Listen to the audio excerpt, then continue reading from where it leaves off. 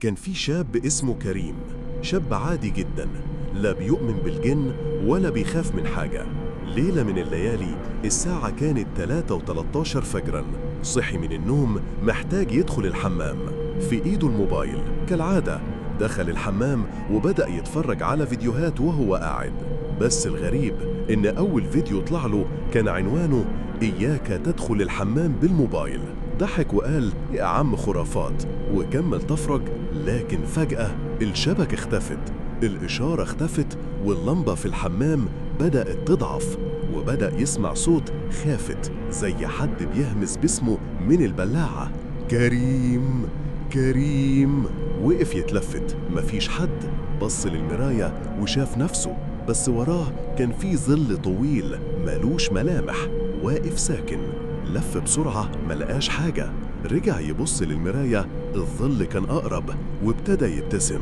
كريم جاله رعشة، حاول يفتح باب الحمام، الباب مقفول، الضوء انطفى تماما، والموبايل اتحول لشاشة سودة ومكتوب فيها كلمة واحدة: دخلت بيتنا. صوته اختفى، لسانه اتربط، وبدأ يحس كأن في ايد باردة بتسحب رجله لتحت للبلاعة.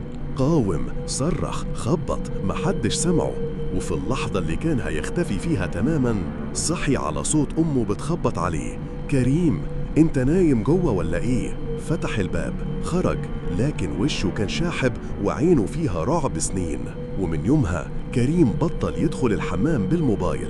لكن الغريب إن كل يوم الساعة 3:13 الموبايل بيعرض له نفس الفيديو: إياك تدخل الحمام بالموبايل. ولو سألت كريم النهاردة هيقولك اللي جوه الحمام مش لوحدك فيه، خصوصا لو ماسك تليفونك، هم بيستنوك. لو عجبتك القصة ما تنساش تقول رأيك في الكومنتات، وعمل لايك وشير عشان تحضر غيرك، واشترك في القناة لو لسه قلبك جامد، لأن اللي جاي أرعب.